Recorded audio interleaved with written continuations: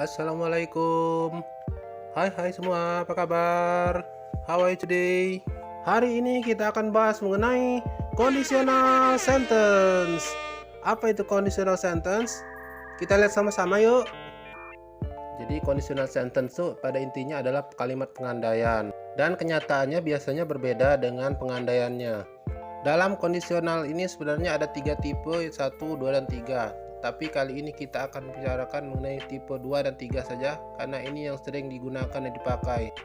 Di sini bisa kita lihat cara membuat conditional sentence itu ada 2 cara.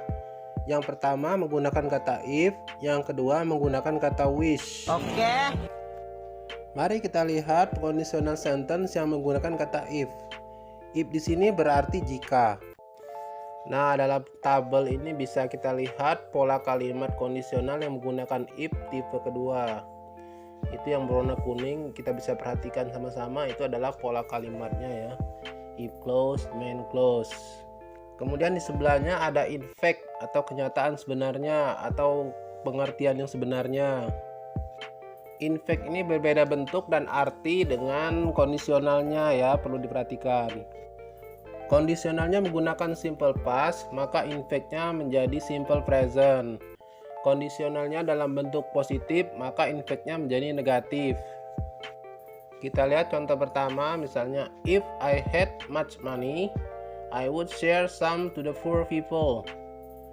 Jika saya mempunyai banyak uang, saya akan memberikan beberapa kepada orang miskin.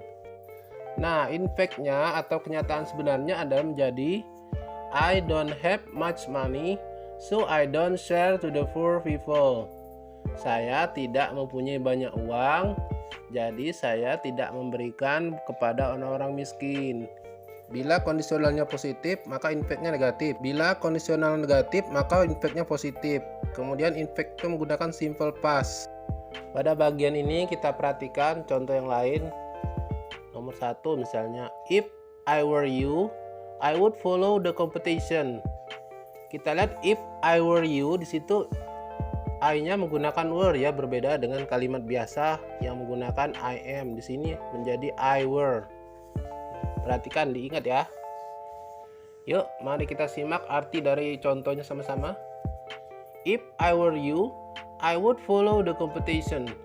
Jika saya jadi kamu, saya akan mengikuti perlombaan. In fact, kenyataan sebenarnya, I'm not you, so I don't follow the competition. Kenyataannya saya bukan kamu, jadi saya tidak mengikuti perlombaan.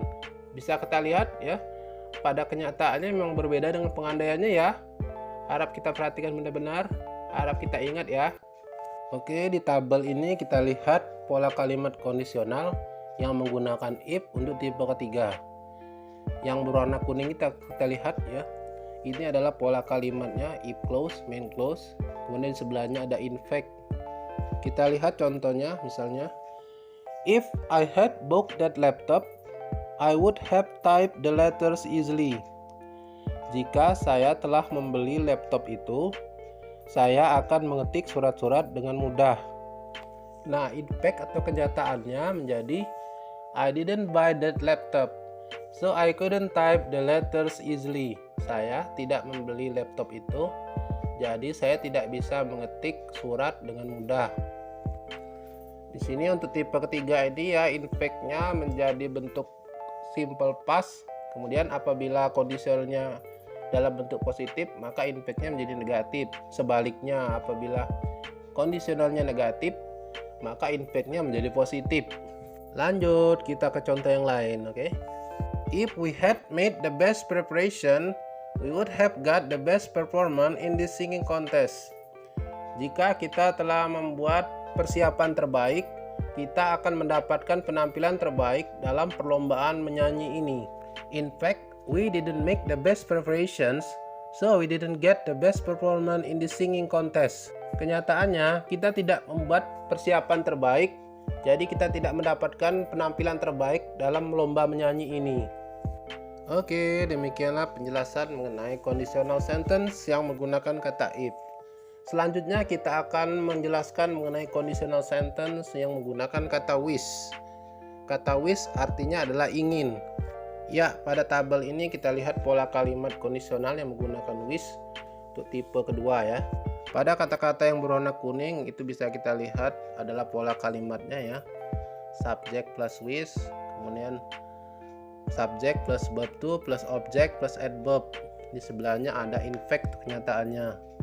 Nah, di in fact ini sama seperti yang menggunakan if tadi, maka apabila kondisionalnya dalam bentuk positif, maka in fact-nya negatif. Baliknya, apabila kondisionalnya negatif, maka in fact-nya positif.